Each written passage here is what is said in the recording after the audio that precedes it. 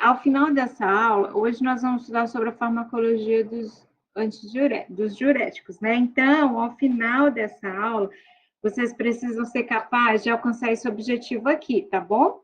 Entender, deixa eu pegar aqui minha canetinha.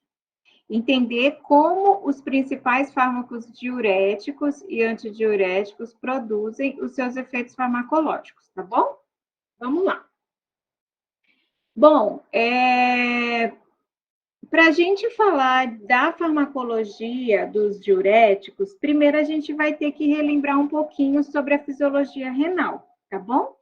Então, já prestem bastante atenção, porque daqui mais algumas semanas vocês vão estudar sobre a fisiologia renal na tutoria e no MOF.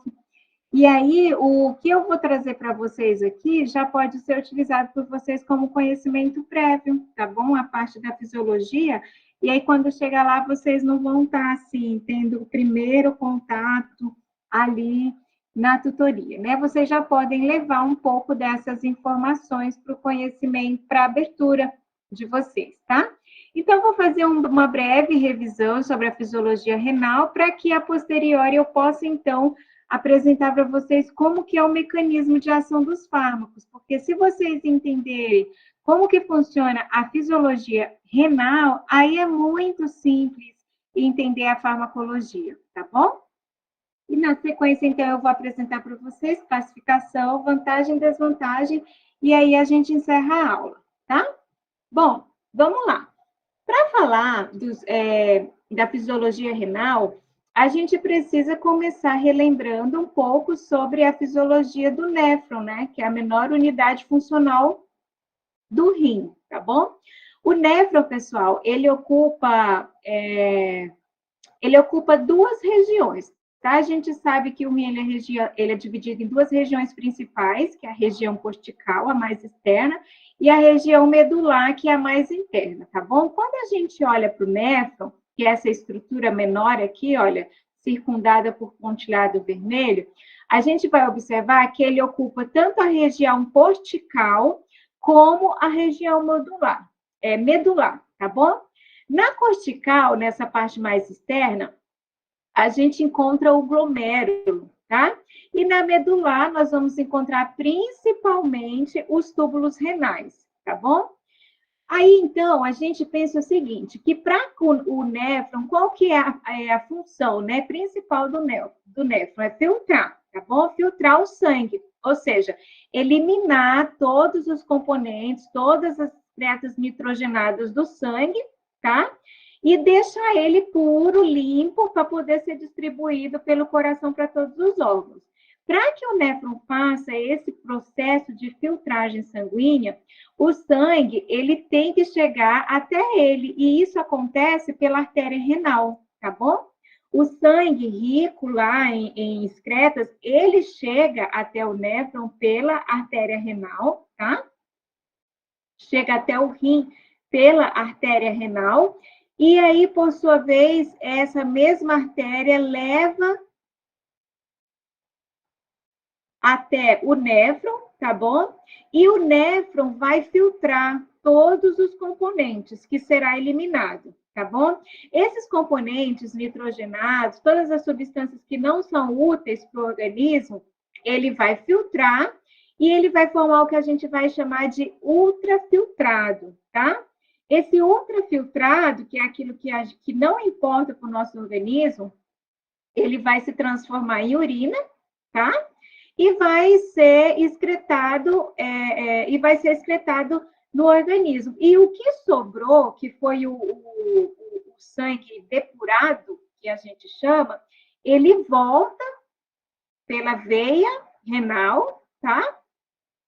Chega, vai para o coração e aí lá do coração ele é distribuído. Então, o ultrafiltrado, que é o rico, que é a parte rica em excretas, que não serve para o nosso organismo, ele vai sair lá pela bexiga, pela urina, tá bom? E a parte que ficou depurada, ela vai, então, volta pela veia renal, vai para o coração e é, então, liberado para o organismo, tá?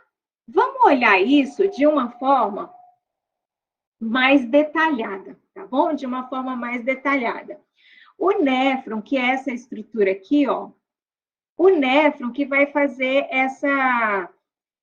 esse processo, tanto de filtração, tá? Acompanha aqui comigo, ó, como de reabsorção, como de eliminação. O néfron, ele participa desses 3 processos: filtração, secreção e absorção, tá? Das substâncias importantes do organismo, tá bom?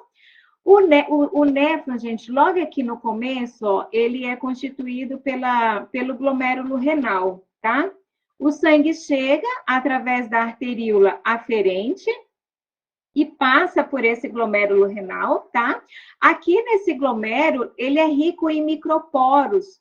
E esses microporos que ficam nessa região aqui, ó, circundada, esses microporos, eles sofrem pressão sanguínea, tá? E nessa pressão, algumas substâncias pequenas, elas vão, então, para o plasma, certo? E outras vai para o filtrado, que eu acabei de falar para vocês, né? O ultrafiltrado. Só que até esse ultrafiltrado chegar, passar por todo o néfron e ali ser excretado na urina, ele é reabsorvido. Substâncias importantes para o sangue vão sendo reabsorvidas ao longo desse caminho, tá bom? E é importante a gente saber quais substâncias são absorvidas ao longo desse caminho, para que lá na frente a gente compreenda o mecanismo de ação dos fármacos diuréticos, tá bom? Aí o que acontece? Logo aqui na sequência, depois do glomérulo renal, eu tenho o que nós chamamos de túbulo contorcido proximal, tá bom? Que é essa região aqui, ó, túbulo contorcido proximal. Na sequência, eu tenho a alça de Henle, que ela é dividida em 2 partes, que é a porção descendente da alça de Henle e a porção ascendente, tá? Da alça de Henle. Depois, a gente tem o túbulo contorcido distal, que é essa região. Na sequência, a gente tem o ducto coletor, tá bom? Bom, quando a gente está olhando para cá, olha, para o túbulo contorcido proximal, acompanha aqui comigo esse esqueminha para vocês visualizarem o que é absorvido nas diferentes regiões, tá? Bem aqui, ó, no túbulo contorcido proximal, essa parte aqui, a gente tem a reabsorção de sódio, tá? Potássio, água, glicose, aminoácido. É uma das primeiras substâncias, eles são absorvidos logo aqui, ó, no túbulo contorcido proximal. Então, quando você tem um paciente que ele tem, e quando ele urina, você observa que tem acúmulo de formiga no local que o paciente, que a pessoa faz urina, é um sinal muito característico de diabetes. Por quê? Porque você tem uma concentração tão alta de diabetes que ela consegue passar pelo glomérulo e ela não é reabsorvida. Ela compõe o ultrafiltrado e sai na urina. Isso só acontece porque a glicose ela está numa concentração muito aumentada na urina, porque em condições normais ela não deve ser excretada. Em condições normais, ela é absorvida junto com aminoácidos e também com bicarbonato bem aqui, ó, nessa porção que é o túbulo contorcido proximal. Tá bom, pessoal? Tá dando para entender? Tá bom nessa velocidade? Eu posso continuar? Tudo certo, professora. Tá tranquilo. Ok. Então, tá. Aqui também, gente, nessa porção, olha, do túbulo contorcido proximal, eu falei para vocês que é reabsorvido também sódio, tá? É nessa região que a gente tem a maior concentração de sódio reabsorvida. Aproximadamente 60% do sódio, ele é reabsorvido no túbulo contorcido proximal, tá? Ah, professora, eu tenho que saber que é 60%? Você tem que saber que é a maior parte. Por quê? Porque a diferença da potência diurética de uma droga, né? farmacológica justamente porque ele vai estar agindo em locais diferentes. Então, um diurético que age aqui, olha, no túbulo contorcido proximal, ele é bem potente. Por quê? Porque nessa região você tem, olha, quase 60% do sódio sendo reabsorvido, tá bom? Seguindo, então, aqui, olha, na anatomia, a gente tem o ramo descendente da alça de Henle, tá bom? Nessa parte, olha, no ramo descendente, não há absorção de íons, tá bom? Nessa região aqui, é uma região que tem apenas absorção de água. Por quê? Porque é uma região rica em aquaporinas. O que são aquaporinas? São proteínas que promovem a absorção de água, tá bom? Então, nessa região aqui, ó, como eu tenho absorção de água, eu tenho um filtrado concentrado em íons, tá? O contrário acontece nessa região aqui, ó, na porção ascendente, tá bom? Na alça ascendente de Henle. O que acontece? Nessa região aqui, eu não tenho aquaporinas. Eu tenho a maior reabsorção de sódio, tá? Cerca de 25, em relação à água que eu tô falando, tá? Maior absorção de sódio. Cerca de 25% do sódio, ele é reabsorvido nessa porção ascendente da alça de Henle. Nesse caso, eu não tenho nessa região a reabsorção de água, tá bom? Aqui, ó, eu tenho a reabsorção de sódio, a reabsorção de potássio, a reabsorção de cloreto, tá bom? Reabsorção iônica. Logo, nessa região aqui, eu não tenho uma região super concentrada de íons, tá? Ok, e na sequência, então, eu tenho o túbulo contorcido distal. Aqui é o proximal, porque é próximo ao glomérulo, e o distal, que é mais distante da cápsula renal do glomérulo, tá bom? Nessa porção aqui, ó, no túbulo contorcido distal, eu tenho reabsorção de cloreto, reabsorção de sódio, tá bom? E o sódio é cerca de 5%, tá? 5% do sódio é reabsorvido aqui, ó, no túbulo contorcido distal, tá bom? Mas na sequência, eu tenho o ducto coletor, tá? Nessa região aqui, olha, do ducto coletor, eu tenho a reabsorção de sódio, tá? Eu tenho a reabsorção de sódio e, diga-se de passagem, a menor concentração de sódio, cerca de 2% do sódio, ele é reabsorvido aqui nessa porção do ducto coletor, tá? Só que aqui, gente, na região do ducto coletor, a gente tem a participação de outras substâncias muito importantes, que é a aldosterona, tá? E o hormônio antidiurético. É muito importante compreender como que essas duas substâncias influenciam no ducto coletor, porque a gente vai ter fármacos que vão atuar justamente nessa região, tá bom? E aí, se você entende o que essas substâncias, o papel que elas desempenham aqui, a gente vai entender bem facinho o mecanismo de ação do fármaco lá na frente. Então, presta atenção. Aqui, ó, o que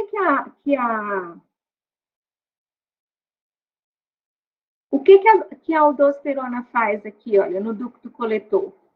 A aldosterona, ela aumenta a reabsorção de sódio, tá bom? Se ela aumenta a reabsorção de sódio, ela está aumentando o sódio no plasma, tá? Ela retém o sódio que está sendo eliminado. Só que tem algo interessante que acontece aqui nesse ducto coletor. Para cada sódio que é reabsorvido, um potássio ele é retirado do sangue e colocado no túbulo da célula no túbulo renal para poder ser excretado na urina. Então a aldosterona ela aumenta a reabsorção do sódio, ou seja, ela aumenta o sódio no sangue e ela diminui o potássio no sangue. Por quê? Porque está jogando para a urina, Em outras palavras, a aldosterona aumenta o sódio no sangue e aumenta o potássio na urina. Por quê? Porque a aldosterona, ela aumenta a síntese e a expressão de canais de sódio aqui no ducto coletor.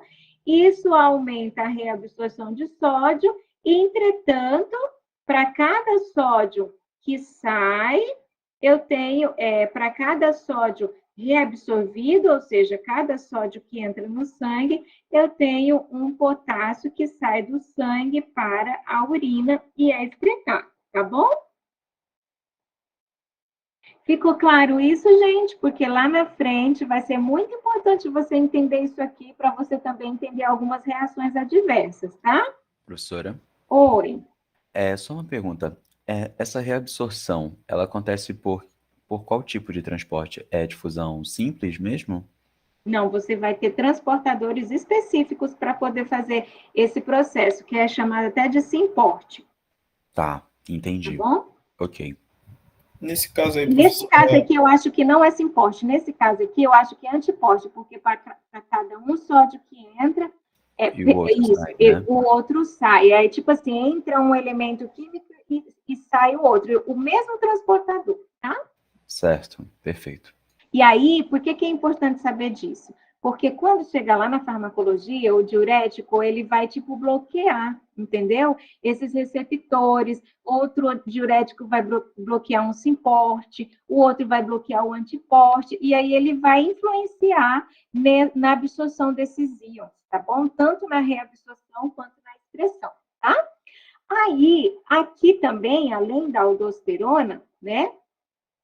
A gente tem a participação do hormônio antidiurético. O que o hormônio antidiurético faz? Ele regula a expressão de aquaporinas, tá? Ele aumenta o nível de aquaporinas nessa região aqui, ó, do ducto coletor. Qual a consequência disso? Promove a absorção de água, tá certo? Promove a absorção de água. Então, olha só. Eu tenho desculpa aqui. Eu tenho túbulo contorcido proximal. Ai, minha garrafinha caiu, peraí.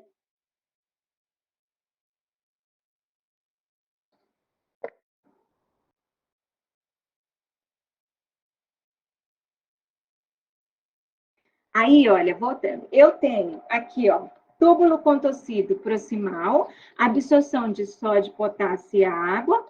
Temos alça de N ascendente, absorção de sódio, potássio e cloreto. Temos túbulo contorcido distal, absorção de cloreto e sódio.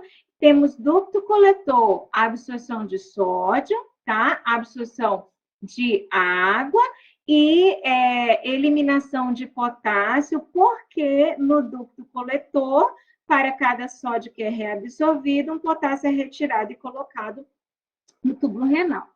Aí, gente, importante também, 60% do sódio reabsorvido, 60% do sódio, ele é reabsorvido no túbulo contorcido proximal, 25% na alça ascendente de N, 5% no túbulo contorcido distal, e 2% no ducto coletor, tá bom? Tá claro? Posso seguir? sim. Então, tá bom. Com base nisto, tá bom? Com base nisto, então, nós temos diferentes fármacos, tá? Que eles vão atuar sobre o rim, tá bom?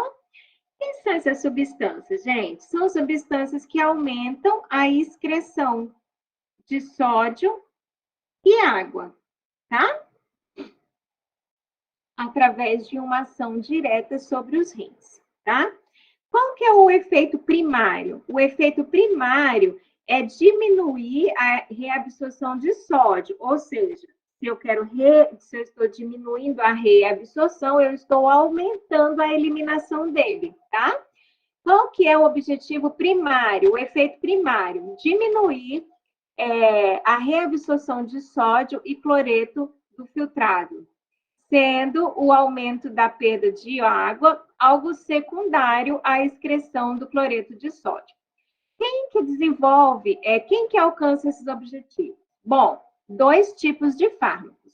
Os fármacos que atuam diretamente sobre as células do néfron, tá? E os fármacos que atuam indiretamente. Por que indiretamente? Porque os fármacos que atuam indiretamente, eles não atuam na célula, no néfron, ele atua na osmolaridade, tá bom? Eu vou apresentar para vocês essas 2 classes, tá? Na verdade, esses 2 grupos. O primeiro, ele é mais importante, maior, ele é utilizado com mais frequência na prática clínica de vocês. Vocês vão utilizar muito isso para o tratamento da hipertensão arterial, tá? Então, eu vou apresentar para vocês esses fármacos que atuam diretamente sobre as células do néfron. Bom, tem os fármacos que atuam diretamente sobre as células do túbulo contorcido proximal, tá?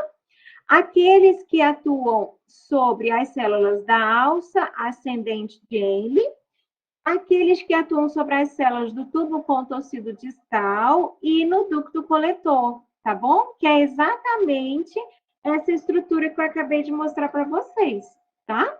Então, agindo no glomérulo, né, na cápsula renal, nessa região, eu tenho os diuréticos osmóticos. Aqui no túbulo contorcido proximal, eu tenho os inibidores da anidrase carbônica.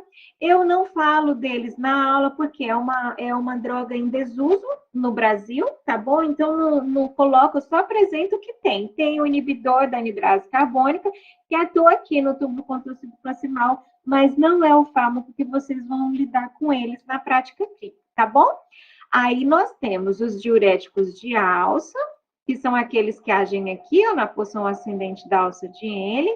Nós temos os diuréticos tiazídicos, que são aqueles que agem aqui no túbulo contorcido distal. Nós temos os antagonistas da aldosterona, que vão agir diretamente aqui no ducto coletor.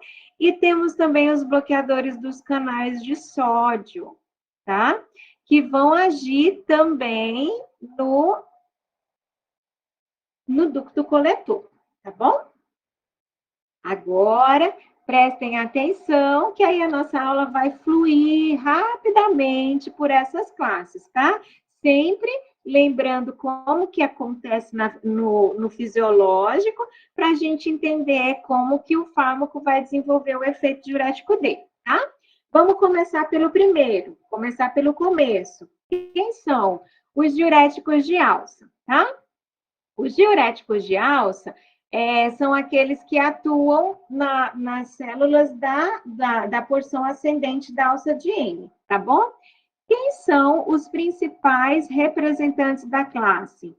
Furosemida e bumetamida, tá bom? Furosemida e bumetamida. Vocês lembram qual é o percentual do sódio que era reabsorvido na alça de Henle?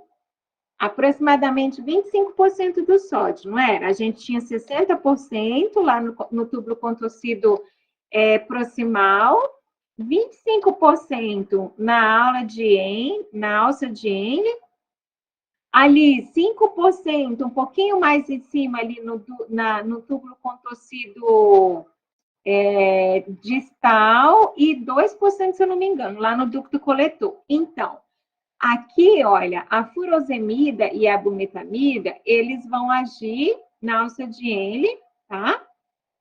Inibindo a absorção de aproximadamente 25% de sódio, tá?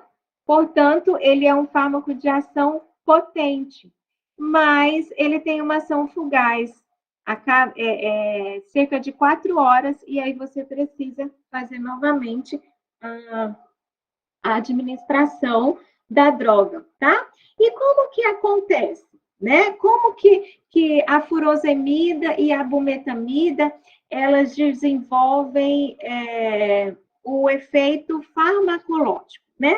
É muito simples, não se assustem com o desenho, não se assustem com o tanto de íon, porque a coisa é bem facinho, tá? Bom, vamos acompanhar aqui comigo nessa imagem para vocês entenderem. O que acontece fisiologicamente, né? O que acontece fisiologicamente? Fisiologicamente, a gente tem aqui, olha, um simporte, tá? Essezinho, ó, um simporte que vai transportar um íon de sódio, tá? Aqui, ó, um íon de sódio, 2 íons de cloro, tá? E um íon de potássio, tá bom? Isso aqui, ó, se chama simporte sódio, potássio, 2 cloro, tá bom? Esses íons, gente, que entram, né? Esses íons que entram na célula tubular, aqui eu tenho lúmen, tá? Membrana basolateral e interstício, aqui vai para o sangue, tá? Só um minutinho.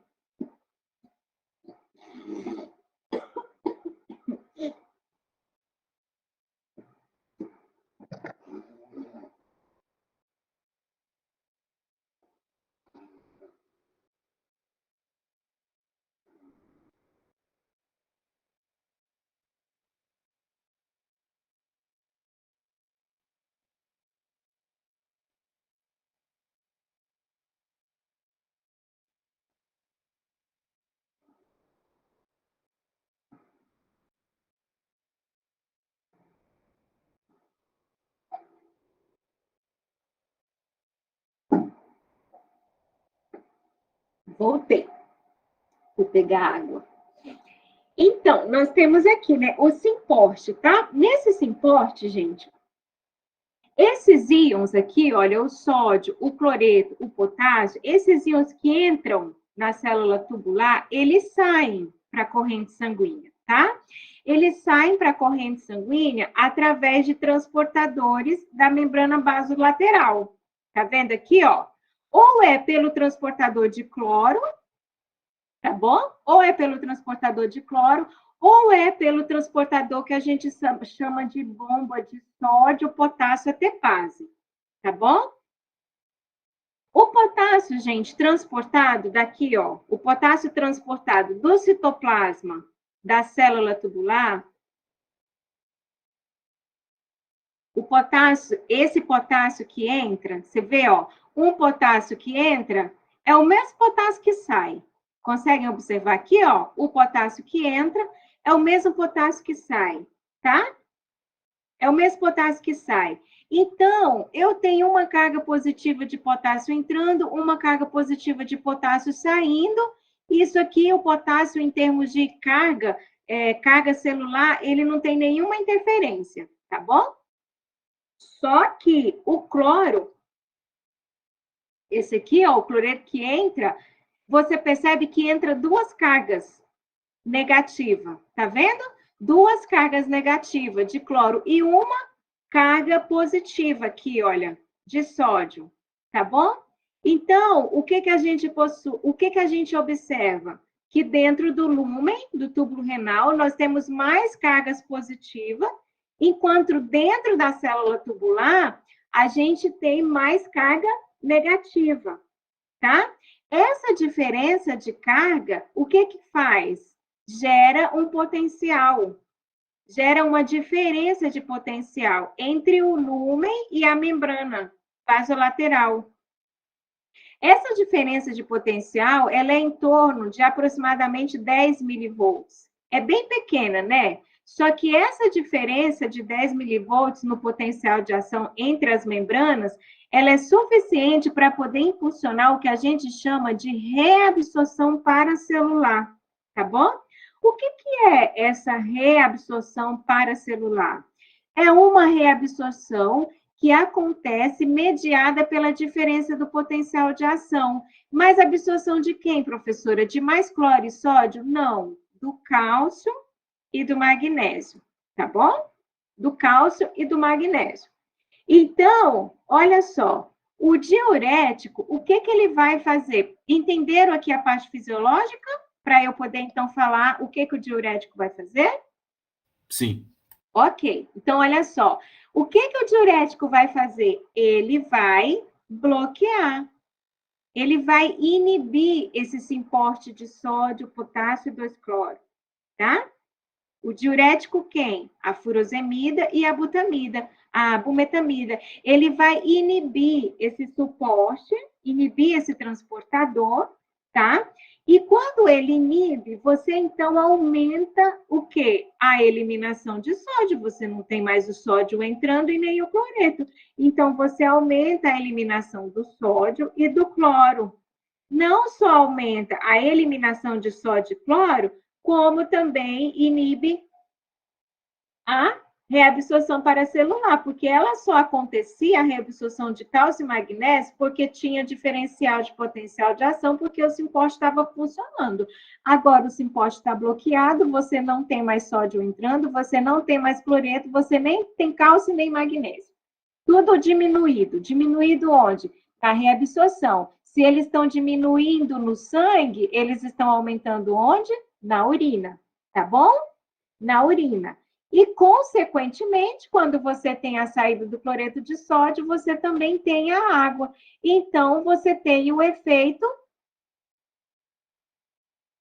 diurético, tá? É assim que funciona os diuréticos de alça, a furosemida e a butamida.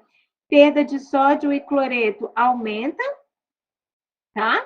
Perda de sódio e cloreto aumenta, bem como a perda de potássio, e aí você tem um efeito diurético poderoso, tá bom? Também ocorre a perda de cálcio e magnésio, porque você tem a inibição, consequentemente, da bomba, né? Você tem como resultado também a inibição da reabsorção paracelular, tá bom? Isso aqui ficou claro? Sim. Ok. Aí, o que acontece? Qual é o efeito que a gente quer quando a gente lança mão de um fármaco diurético?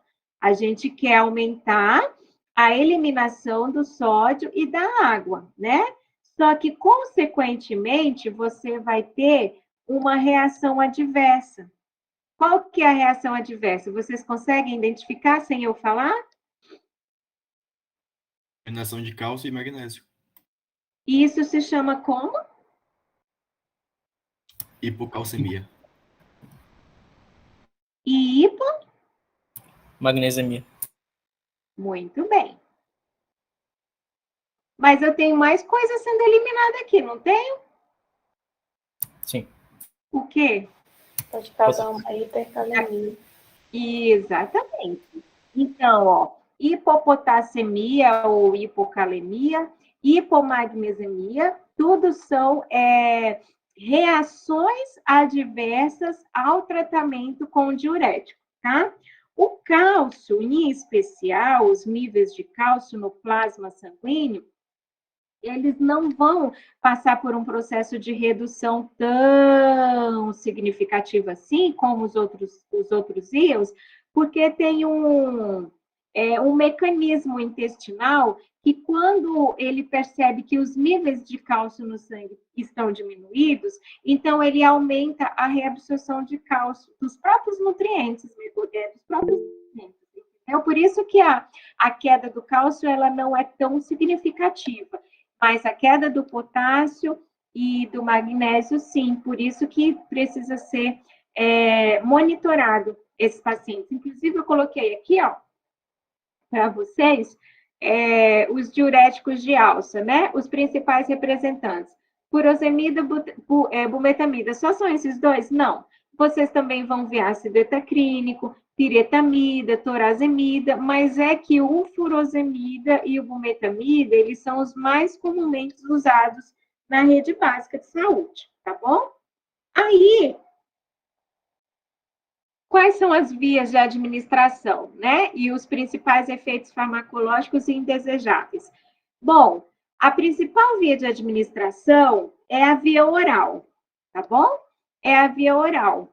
Você consegue já ter o efeito aí após 1 hora. Se está numa situação de emergência, aí lança mão da via intravenosa, que você tem o efeito máximo em 30 minutos, tá? E a duração do efeito em torno de 3 a 6 horas, tá bom? Um efeito, né, recorrente dos diuréticos de alça é a perda excessiva de potássio, que eu apresentei para vocês, né? Perda excessiva de potássio, você vai ter uma condição de hipocalemia ou hipopotassemia, tá bom? Outra reação, né, outro efeito também observado nos diuréticos de alça é a perda excessiva de H+, tá bom? A perda excessiva de H+. E quando você tem uma perda excessiva de H+, a gente pode ter alcalose metabólica, tá bom? Por quê? Deixa eu explicar para vocês aqui, para vocês entenderem. Toda vez que tiver a condição de hipopotassemia, né? Que é a perda excessiva de potássio, que como você está perdendo potássio na urina, então você vai estar tendo a queda do potássio no sangue, o que vai acontecer? Células ricas em potássio, elas vão perceber que os níveis de potássio no sangue estão baixos. E aí, o que essas células ricas em potássio fazem? Elas liberam o potássio que está armazenado dentro delas para o sangue. Entendeu? Libera o potássio que está armazenado dentro dela para o sangue. Só que quem faz esse transporte, o transportador, ele coloca o potássio, ele tira o potássio da célula para o sangue, mas ele também tira um H+ do sangue e coloca dentro da célula. É por isso que quando você tem perda excessiva de potássio, você também tem a perda de H+, e aí você tem uma alcalose metabólica, porque você tem a troca de potássio por H+, tá bom? E aí, quando a gente tem uma perda de H+, sem H+, o que acontece? Você tem aumento do pH. E quando você tem um aumento do pH, você tem a condição de alcalose metabólica, tá bom? Um outro efeito também percebido é o aumento da excreção de cálcio, né, que eu mostrei para vocês, o que seria benéfico em uma condição de hipercalcemia, né? E também de magnésio. Um outro efeito também observado é a excreção diminuída de ácido úrico, né? E aí, se você tem uma excreção diminuída de ácido úrico, você pode ter o efeito indesejável da gota. Porque se você diminui a excreção do ácido úrico, esse ácido úrico vai para algum lugar. Ele vai ficar armazenado no organismo.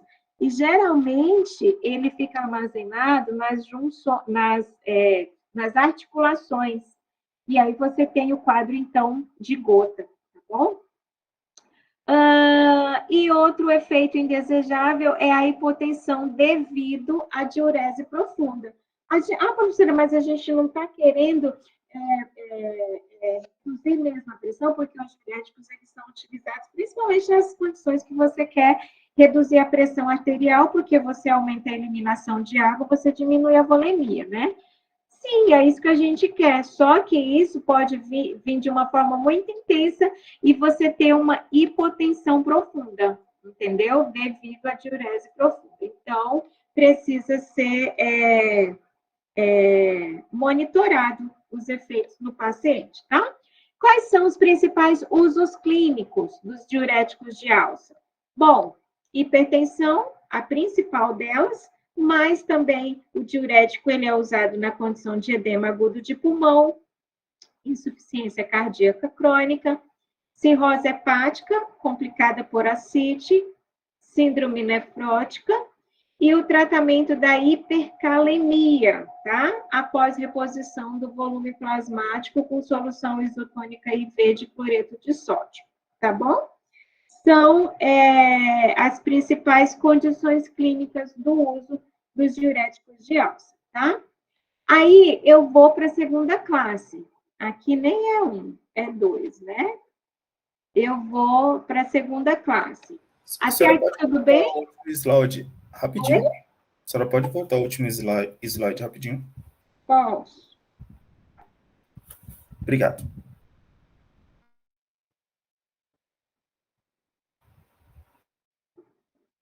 Era só para voltar? Era só para mim poder tirar uma foto aqui para mim botar no meu arquivo. Tá bom. Aí tá, né? Agora, então, a gente já viu aqueles que são os diuréticos que atuam na nossa gene. Como é que é mesmo, gente? O nome da classe? Diurético de alça, professora. E isso, quais são os dois principais representantes? Furosemida. E A outra não sei, esqueci. É o butasemida? bumetamida. Bumetamida. Esse nome já não é tão familiar para vocês, né? É bumetamida. Ok. Vamos, então, para os diuréticos tiazídicos, tá bom? Quem são os principais representantes da classe dos diuréticos tiazídicos? Tiazídico, tiazida, hidroclorotiazida, tá? E a clortalidona. Esse aqui vocês lembram com facilidade. Esse aqui vocês esquecem igual o bumetamida, tá? Então, dá uma atençãozinha para aqueles que vocês esquecem, não tem tanta familiaridade assim, tá? Os diuréticos tiazídicos, como agem, gente? Eles inibem a reabsorção de 5% do sódio filtrado lá no túbulo contorcido distal, tá bom?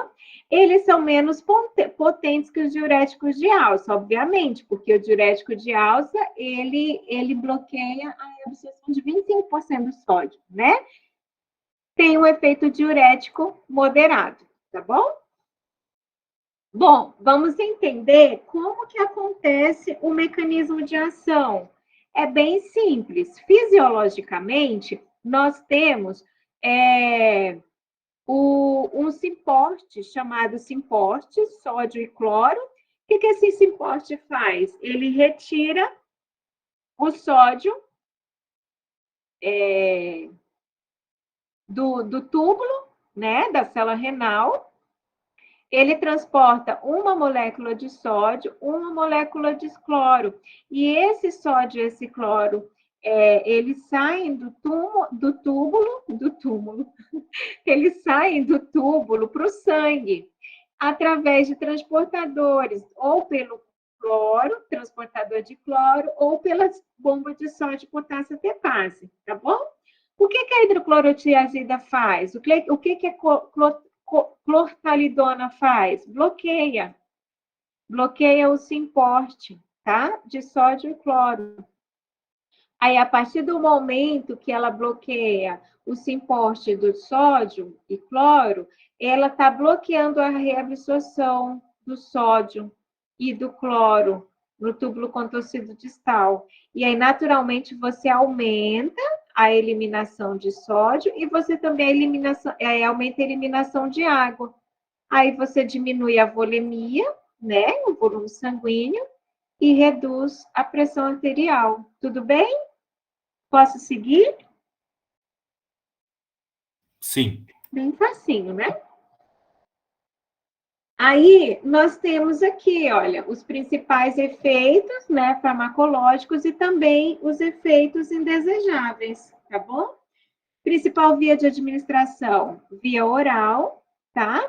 Outros efeitos, perda de potássio. A perda de potássio, inclusive, pode ser grave, né? Que é e aí você pode ter hipocalemia ou hipopotassemia, né? Que você tem a perda excessiva de cloro, e aí você pode ter uma alcalose hipoclorêmica. Você tem aumento da excreção de magnésio, então você tem hipomagnesemia, e isso pode provocar arritmia ventricular. Você tem a excreção diminuída de ácido úrico, então você também pode ter gota ou hiperuricemia. A perda de potássio você também tem, mas não é tão significativa, tá bom? E a gente tem os efeitos não renais. A hiperglicemia devido à ação da insulina sobre o pâncreas, né? Porque ela inibe a secreção de insulina. Então, você pode ter Esse efeito ele pode ser exacerbado em pacientes com diabetes mellitus, tá? E você tem também o aumento do colesterol plasmático, que pode ser reversível, né, depois que você interrompe o tratamento. E isso pode ser exacerbado em paciente com dislipidemia. Então, ó, paciente com dislipidemia e paciente com diabetes mellitus, esse fármaco ele não é a droga de primeira escolha para você poder ter o efeito diurético, porque você pode agravar o quadro de diabetes e o quadro de dislipidemia. Então, você lança mão de outras classes, por exemplo, o diurético de alça, entendeu? Mas não o diurético, os tiazídicos, tá? Deixa eu falar para vocês que esses efeitos, eles podem ser corrigidos quando você faz o tratamento com baixas doses, né? Principalmente 25 miligramas ou 12,5. Eles diminuem esses efeitos colaterais e ainda mantêm uma eficácia antipertensiva, né? Ainda mantém um bom efeito diurético para você poder conseguir a redução da pressão arterial. Então, geralmente, você inicia o tratamento da hipertensão com a menor dose, porque a menor dose, se você tiver o efeito antipertensivo com a menor dose do diurético, você não vai ter tantos problemas dos efeitos adversos. Isso faz com que o paciente tenha uma melhor adesão ao tratamento e você consegue avançar o tratamento com o seu paciente, entendeu? Então, sempre começa com 12,5 ou 25 miligramas, que são as doses baixas, tá bom?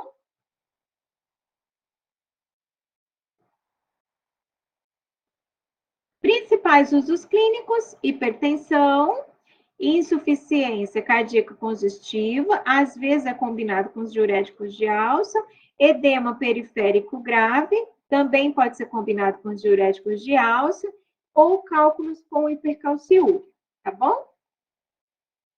Bom, aí nós temos, não é um aqui, é 3, né? Vou ter que corrigir isso aqui. Aí nós temos a terceira classe, né? Que são os fármacos que atuam diretamente sobre as células do néfron no ducto coletor, tá bom? Gente, esses fármacos que atuam no ducto coletor, eles são chamados de poupadores de potássio, tá? Eles são chamados de poupadores de potássio. Vocês viram que as outras classes que atuam no túbulo contorcido distal e na alça de Henle, eles têm a eliminação do potássio, a hipopotassemia ou hipocalemia como um efeito adverso.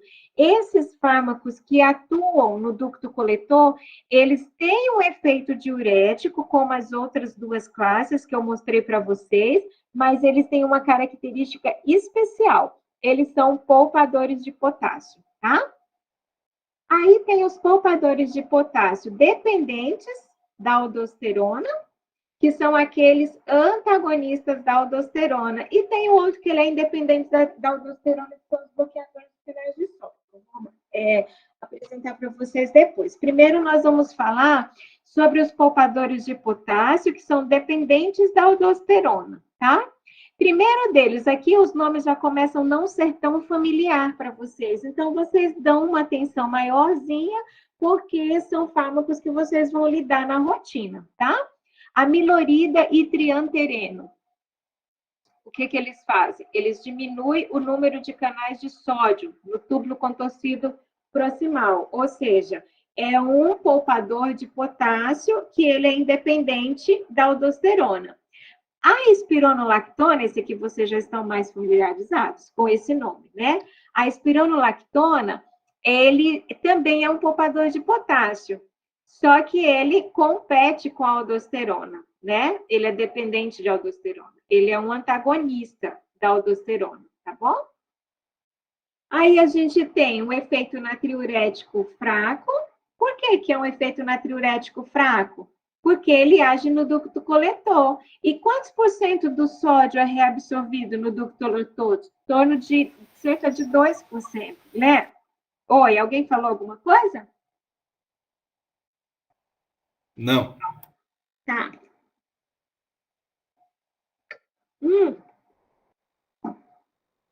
Aí você tem um efeito natriurético fraco, né?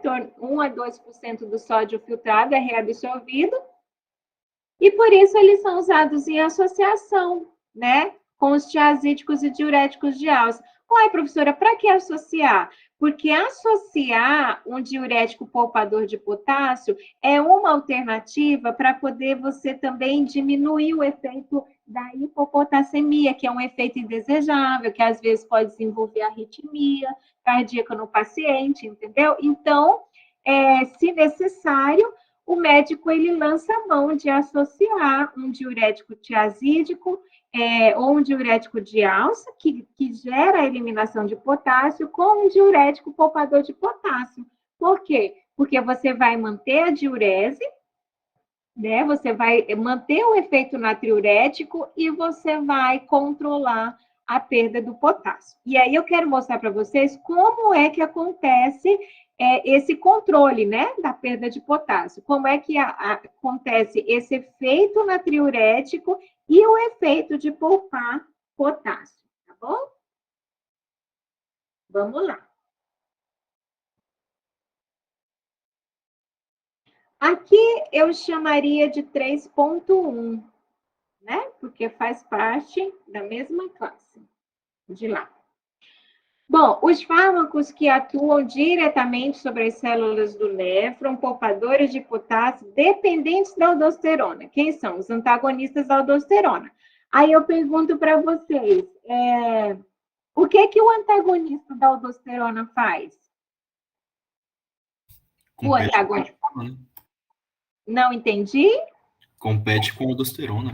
Exatamente. Ele compete com a aldosterona. Então, primeiro vamos entender a aldosterona. O receptor para aldosterona, ele é um receptor mineralocorticoide, que a gente chama. Ele é um receptor nuclear, tá bom? E aí, quando a aldosterona se liga no seu receptor, que é lá no núcleo, ele estimula a síntese, né, de proteína, ele começa a fazer uma regularização gênica, aumenta a expressão dos canais de sódio, e aí você tem o aumento da reabsorção de sódio. É um efeito, né? Além disso, você também tem a expressão de outros genes, por exemplo, os genes que codificam a proteína sódio-potássio ATPase. Entendeu? Então, quando a aldosterona se liga no seu receptor nuclear, você tem um aumento da síntese de receptores que são importantes para o transporte de sódio, né? Tanto canais de sódio, quanto também sódio-potássio ATPase. O que o antagonista da aldosterona faz? Ele bloqueia o receptor da aldosterona. Consequentemente, você vai ter um bloqueio da síntese, da expressão dos genes que regulam a bomba de sódio-potássio ATPase e os canais de sódio. Então, consequentemente, você está inibindo, diminuindo a reabsorção do sódio e, consequentemente, a eliminação dele, tá bom?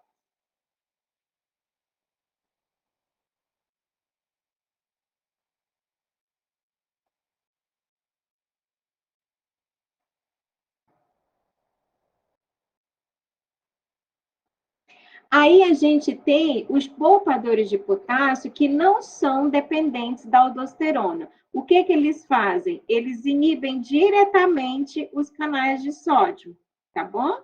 Inibe diretamente os canais de sódio. A partir do momento que ele inibe os canais de sódio, você inibe a reabsorção do sódio e, consequentemente, você aumenta a eliminação de água, tá? É simples assim, pessoal. É simples assim, não tem muito mistério, tá? Aí eu coloquei aqui, olha, um quadro, resumindo para vocês. Os antagonistas da aldosterona, poupadores de potássio, que é a espironolactona, e os poupadores de potássio, que são os bloqueadores dos canais de sódio, tá bom? Triantereno e amilorida. Principal via de administração, via oral, tá? E os efeitos, outros efeitos? Bom, a gente tem a perda muito baixa de potássio, tá? E aí você pode ter um outro efeito indesejável, que é a hipercalemia. A retenção de H+, então, ao invés de ter a alcalose metabólica, a gente vai ter acidose metabólica. Perda significativa de cálcio, a gente vai ter hipercalemia. E tem os efeitos não renais, que é a ação sobre os receptores dos mineralocorticoides, tá? Você está bloqueando a aldosterona, ela se liga nos receptores mineralocorticoides, e aí, se você bloqueia, você tem outros efeitos não renais, por exemplo, ginecomastia, distúrbio menstrual e atrofia testicular, tá bom? Já nos poupadores de potássio, que eles bloqueiam os canais de sódio, a gente continua tendo perda muito baixa de potássio, continua tendo retenção de H+, só que a gente não tem esses efeitos não renais, tá? A gente tem uma leve úricos, porque eles retêm o ácido úrico, mas retém muito pouco em relação aos diuréticos de alça e os diuréticos tiazídicos, tá bom?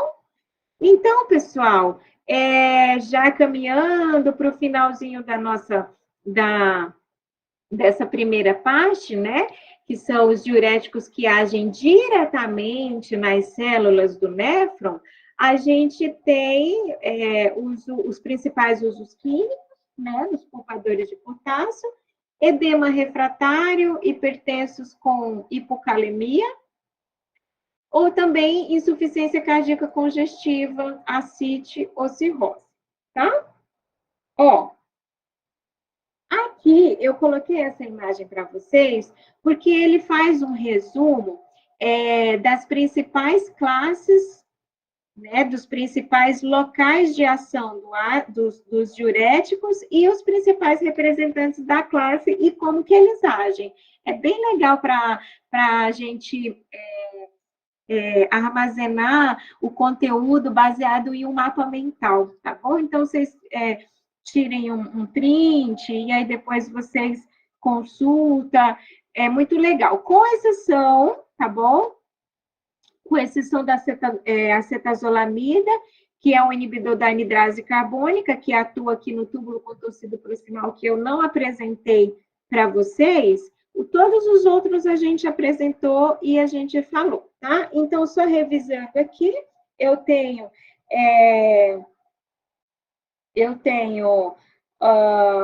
o túbulo contorcido proximal, eu tenho a alça de N, né, descendente. Eu tenho, no caso, os fármacos, os diuréticos, que atuam na porção ascendente da alça de N, tá? Quem são eles? Os diuréticos de alça, bumetamida, furosemida, torcemida e ácido hexaclínico, tá? Como que eles atuam? Eles inibem o cotransporte de sódio, potássio, cloreto na porção ascendente da alça de N, tá? Resultando em retenção de sódio, cloro e água no túbulo, tá bom? Esses fármacos são os diuréticos mais eficazes que nós temos, tá?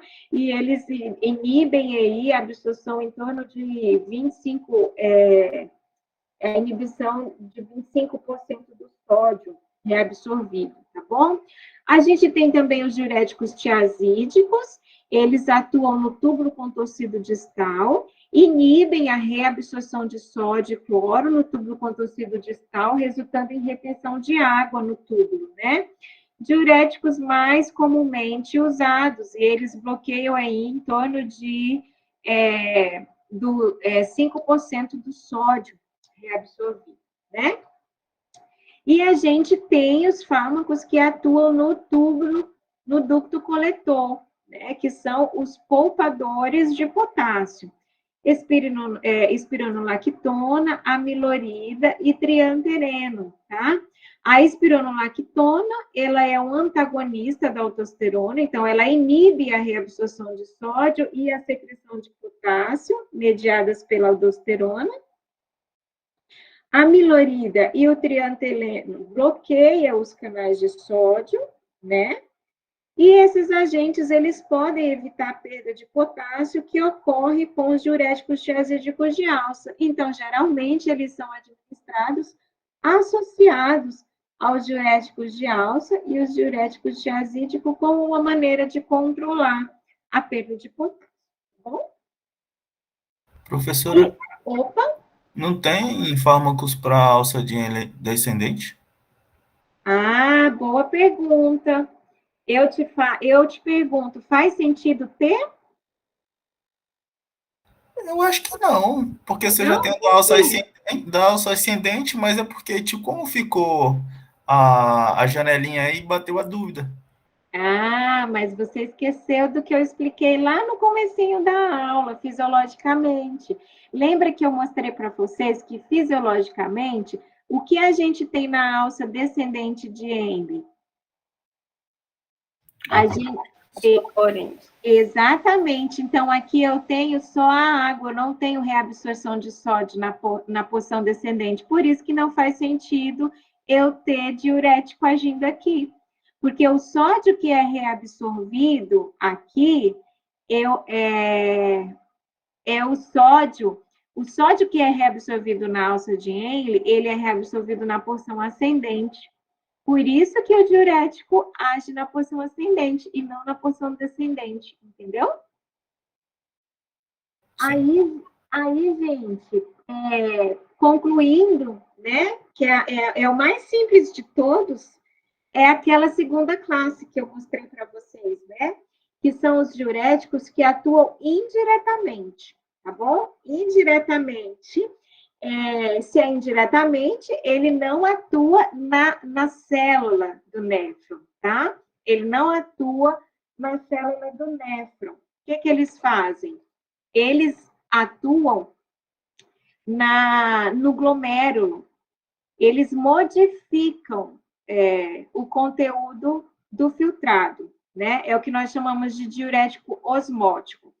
O que eles fazem? Eles aumentam, eu falei do glomérulo, mas não é no glomérulo, é porque ele é filtrado, totalmente filtrado, então ele passa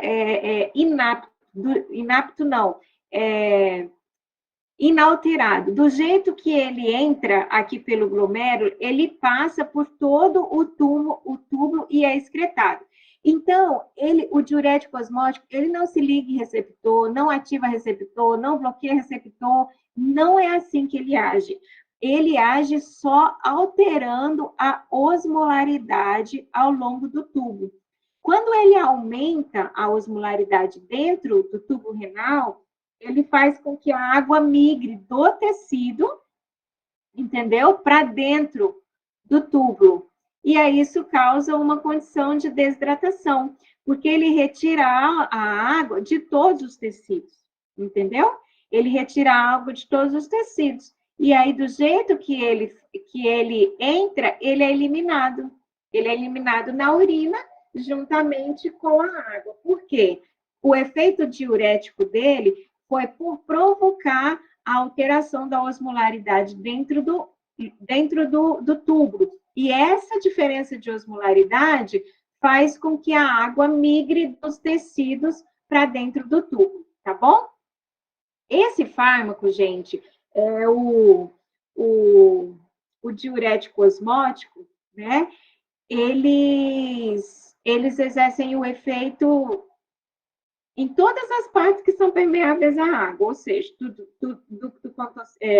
túbulo contorcido proximal, o ramo descendente da alça de Henle e os túbulos coletores, entende? Aí, o que eu quero destacar para vocês, né? Que devido a esse efeito diurético osmótico por aumentar a osmolaridade, você tem uma alta eficácia na eliminação de líquido. Só que isso ocorre de forma muito rápida e muito potente.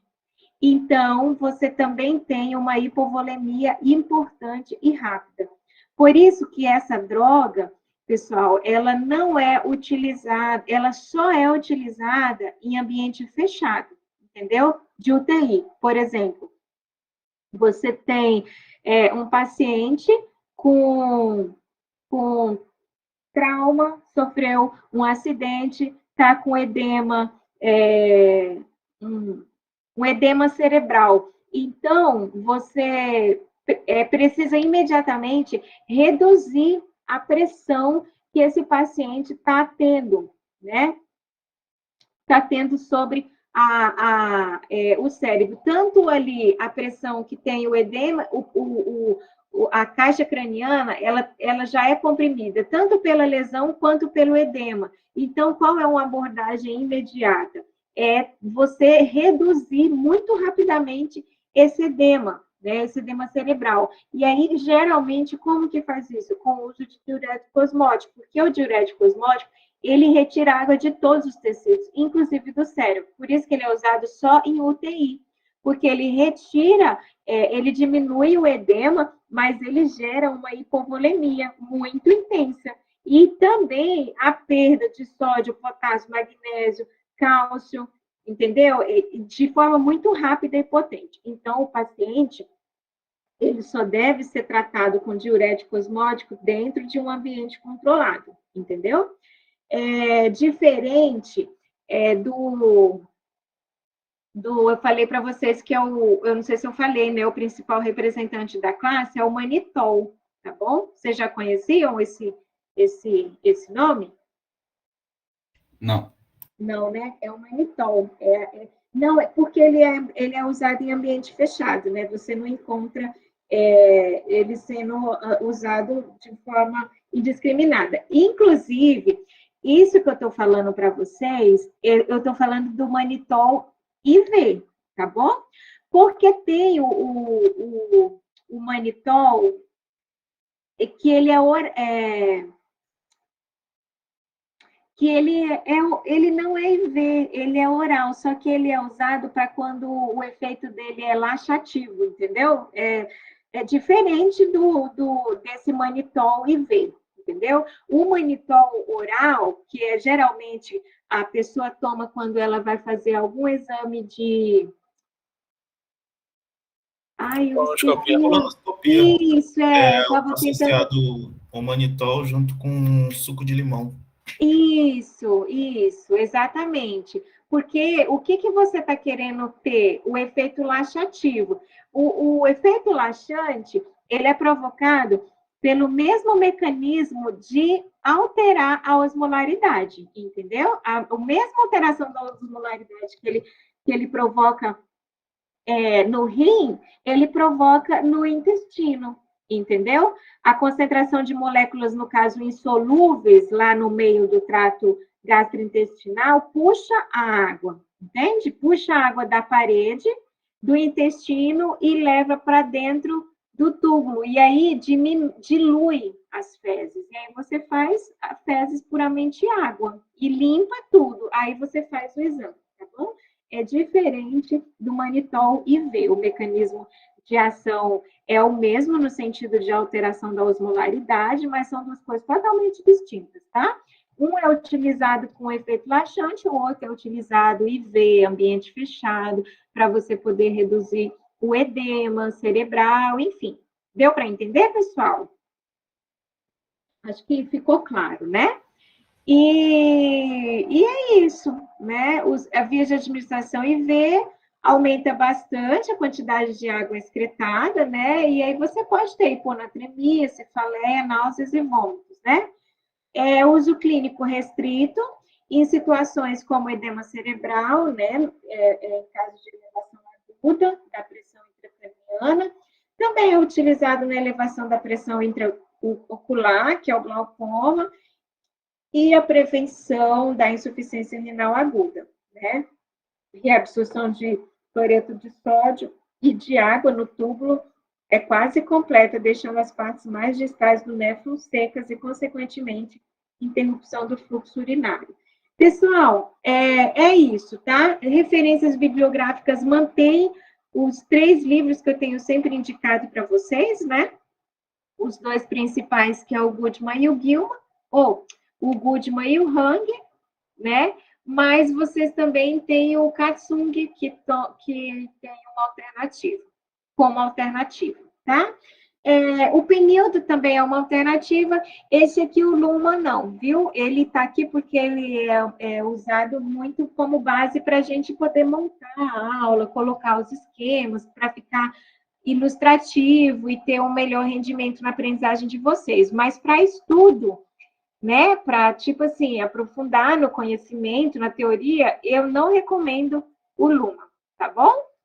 Ele é muito resumido, muito superficial, não recomendo, tá bom? Mas o Goodman, o Hang, o Katsung, eu mantenho essas sugestões de bibliografia, tá bom? E aí, pessoal, tudo tranquilo? Deu